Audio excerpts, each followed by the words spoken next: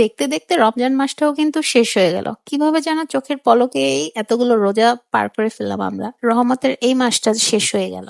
তাই ইফতারে কিন্তু প্রতিদিনই একরকম আইটেম খেতে ভালো লাগে না। দেখা যায় একটানা এক ধরনের খাবার খেতে, খেতেও কিন্তু মুখে একটা অরুচি চলে আসে।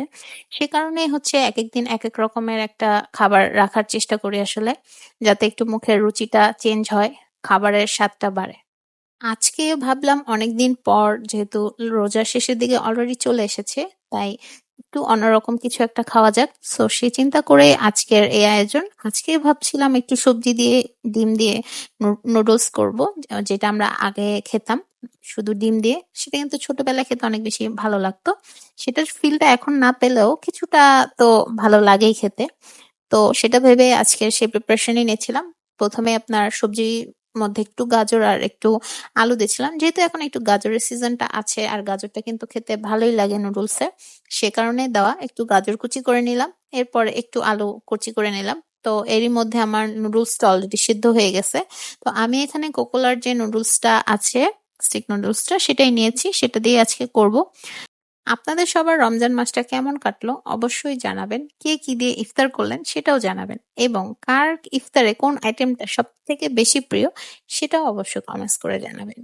তো এই তো গাজরটা কুচি করে নিয়ে এখন হচ্ছে আলুটাও কুচি করে নিব। তো সে তার পরপরই হচ্ছে সবজিটা আমি হালকা একটু বয়েল করে নিব। সবজিগুলো কাটা হয়ে গেলে এরপর হচ্ছে একটু টমেটো দিব, একটু ধনিয়া পাতা, পেঁয়াজ, কাঁচামরিচ এগুলো একটু কেটে নিব। তো টমেটোটাও একটু কুচি করে নিচ্ছিলাম যাতে সেদ্ধ হতে সময় না লাগে। আসলে এখন একটু টমেটো খেতে কিন্তু খুব একটা বেশি ভালো লাগে না। সে কারণে হচ্ছে আমি মাঝখানের এটা ফেলে দিচ্ছি। আর এমনি শুধু হচ্ছে স্কিনটা নিচ্ছিলাম।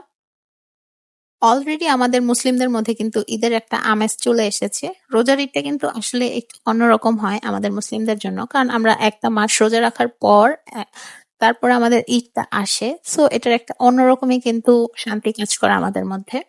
তো এই তো আমার কাটা শেষ। সবজিটাও হালকা বয়েল করে নিয়েছি। এরপর হচ্ছে পেঁয়াজ কুচি দিয়ে হালকা ভেজে এরপর টমেটো, কাঁচামরিচ, লবণ সবকিছুই দিয়ে দিলাম। আর এখানে এই তো আমি ডিমটাও দিয়ে দিলাম একসাথে করে। এটা আমার কাছে একসাথে করে দিতেই ভালো লাগে। অনেকে এটা আলাদা করে স্ক্রাম্বল করে দেয়। সেটা আমার কাছে বেশি একটা ভালো লাগে না। একসাথে করে দিলেই ভালো লাগে। মানে ডিমের ফ্লেভারটা বা সবকিছুর ফ্লেভারটা একসাথে করে অ্যাড হয়ে যায়।